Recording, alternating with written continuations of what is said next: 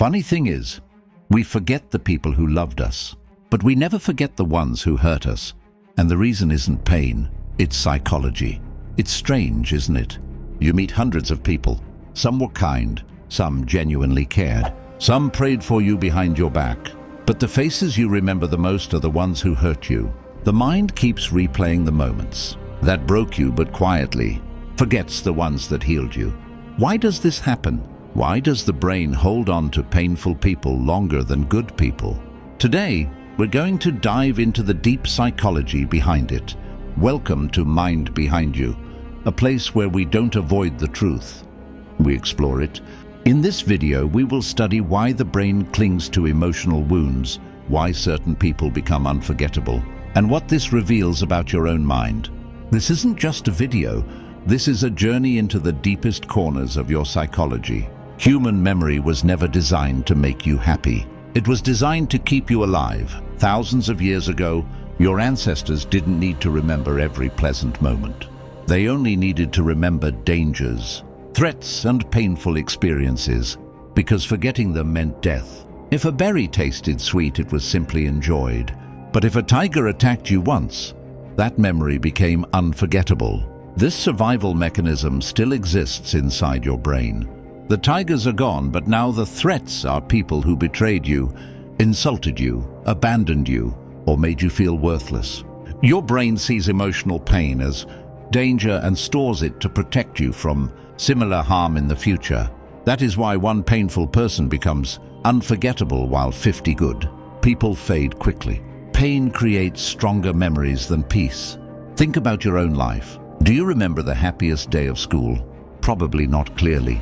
But do you remember the day someone embarrassed you, rejected you, or laughed at you? You remember every detail, the weather, the environment, even the words. When emotional pain occurs, two areas of the brain activate strongly: the amygdala, which controls fear, and the hippocampus, which stores memory. Pain makes these two create what psychologists call emotional imprint memories. Good memories fade because they don't activate survival systems, but painful memories feel like warnings. They burn themselves into the mind, so you never experience that danger again. That's why one insult lasts longer than 100 compliments. Another deep psychological reason is unfinished emotional stories. The human mind hates incompletion. Most painful relationships, friendships, or betrayals don't end with closure. You didn't get a proper explanation. You didn't get an apology. You didn't get the truth. You didn't get justice. You didn't get the chance to say what was inside your heart. So your brain keeps the person open, like an app running in the background. This drains your emotional energy. Good people give you completion. Painful people give you questions. And questions stay longer than answers. Pain also forces you to question your identity. That's why it sticks. When someone hurts you deeply, it doesn't just change how you see them. It changes how you see yourself. You start wondering, am I not lovable? Why wasn't I chosen? What did I do wrong? Was I not enough? These questions shape your identity, and identity-related memories are the strongest form of psychological memory. The brain always remembers the things that changed you, even if they changed you negatively, more than the things that comforted you. This is why painful people stay longer in our minds than the good ones. Your brain isn't torturing you. It's trying to protect you, teach you, and help you avoid the same emotional danger in the future. Pain holds power because the brain believes remembering pain is a form of survival. Painful people activate more areas of your brain than positive experiences. Every time someone hurts you, your amygdala, hippocampus, and prefrontal cortex become highly active. Your nervous system goes into a fight or flight response, even if you are sitting safely at home. Positive people, on the other hand, trigger calm emotions that are low intensity. That is why you remember the person who yelled at you, but forget the friend who encouraged you. Pain is loud, goodness is quiet. Your brain stores the loudest signals. Painful people create emotional imbalance. Humans naturally seek consistency. When someone gives mixed signals, loving one day, distant the next, your brain becomes obsessed. It tries to resolve the inconsistency. That obsession keeps their image in your mind for weeks, months, or even years. Your brain loops over unanswered questions, replays their words, and analyzes every tiny gesture. The more confusing and inconsistent the person, the stronger the memory. Another factor is the brain's dislike for unfinished pain. Psychologists call this the Zeigarnik effect. Your mind hates incomplete emotional stories. When someone leaves suddenly or betrays without explanation, the story remains unfinished. Your brain cannot rest until it finds meaning or closure. That is why painful people haunt your memory. They left a gap your mind is trying to fill. Painful experiences also teach lessons about yourself. They challenge your self-image and force introspection. You start wondering why you trusted someone, why they left, and what you could have done differently. This reflection imprints memories even deeper. Good experiences make you feel safe but rarely force intense self-questioning. The brain remembers the things that change you, not just the things that comfort you. Memory is also tied to survival instincts. Your mind treats emotional pain as a warning system. It signals, remember this person, avoid similar harm in the future. This ancient mechanism kept our ancestors alive. Today it keeps us cautious. Painful people are stored in your memory because your brain wants to prevent repeat experiences. Forgetting them could feel dangerous subconsciously. Another reason we remember painful people is emotional intensity. Pain is more emotionally charged than comfort. Emotional intensity determines memory strength. Your brain prioritizes strong, vivid, threatening experiences over calm, neutral, or positive ones. That is why betrayal, heartbreak, humiliation, or rejection sticks in your mind while gratitude or kind gestures slowly fade. Your mind is wired to survive emotionally first. The cycle of remembering painful people can feel never-ending. Your brain keeps replaying moments, analyzing mistakes, and questioning your self-worth. You might feel trapped, but this is a normal part of human psychology. Understanding this process can help you stop blaming yourself. You were not weak. Your mind was working exactly as it was designed, remembering threats and lessons, not comfort. Painful people also trigger deeper emotional learning. Every hurtful event teaches you something about human behavior. You learn boundaries, warning signs, and self-protection. While this learning feels painful, it shapes resilience. The brain stores these lessons because they are crucial for future decisions. Good experiences rarely challenge you, so they are stored less prominently. That is why painful experiences remain unforgettable. Even when time passes, the brain sometimes recalls painful people spontaneously.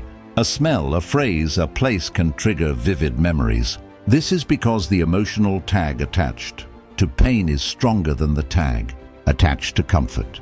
Pain is like an alarm with a loud ringing sound. Comfort is a soft whisper. The brain never forgets the alarm. Finally, remembering painful people can be reframed as an advantage. Understanding why your brain prioritizes these memories allows you to gain control. Awareness can help you consciously create closure, reinterpret events, and focus on positive experiences. You don't have to erase the past, but you can stop letting it control your emotions. By understanding the psychology, you gain the power to heal. Now that we understand why the brain remembers painful people, let's explore how this affects your emotions, behavior, and personal growth. Painful memories often dominate your thoughts because they trigger strong emotional responses. Every time you recall a hurtful person, your heart rate may increase slightly, your body may tense, and your mind may wander into old scenarios. This is your brain reacting as if the threat still exists. Understanding this helps you realize that remembering painful people is not a flaw. It's an ancient survival mechanism still active in modern life. Painful people create strong emotional anchors. Your mind links them to specific emotions: fear, sadness, anger, or disappointment. These emotions act like magnets, pulling memories back into focus when triggered. Even years later, a song, a place, or a situation can pull the memory forward. This is why old heartbreaks or betrayals often resurface without warning. The brain stores these emotional anchors deeply because it believes they are crucial for your survival and learning. One of the most important aspects of remembering painful people is learning to differentiate between memory and current reality.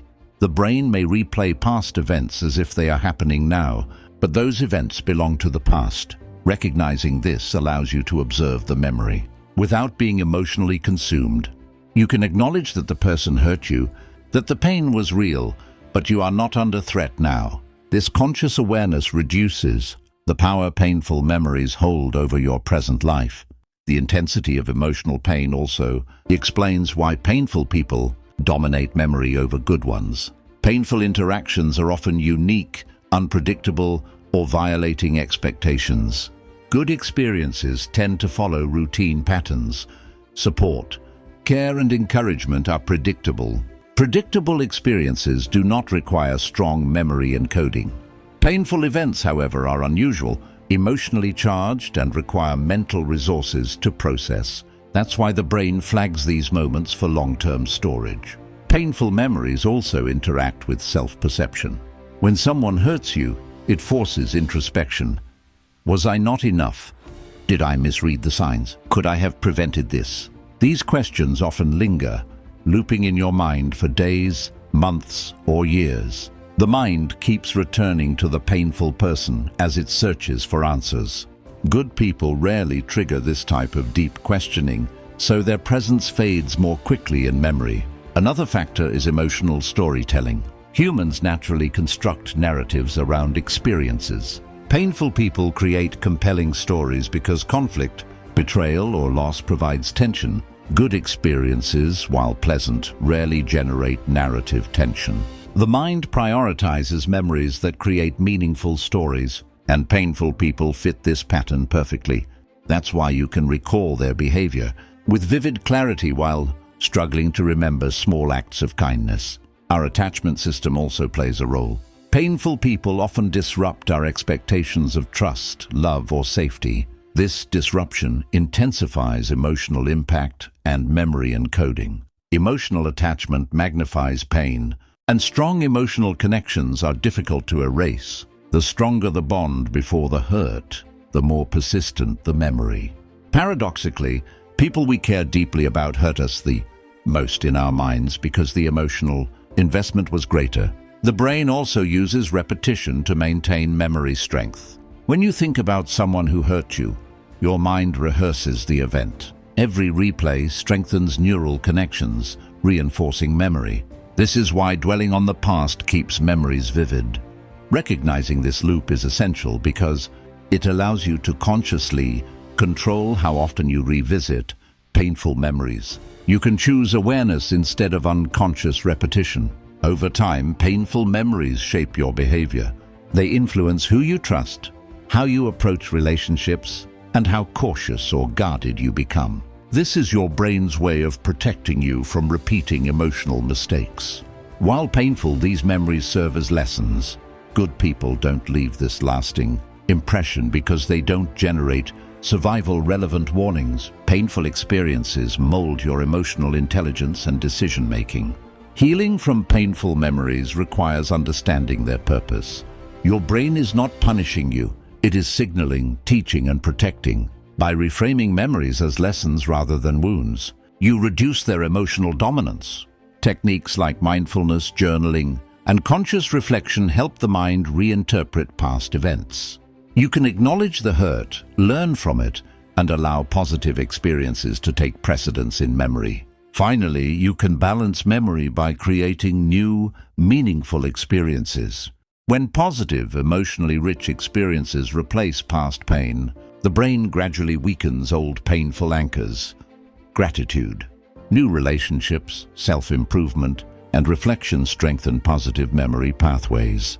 Painful people may never fully disappear from memory, but their power to control your emotions diminishes as you build a stronger foundation of conscious, positive experiences. Understanding why the mind remembers painful people more than good ones is a journey into the deepest architecture of human psychology. It's not about blaming yourself or the person who hurt you.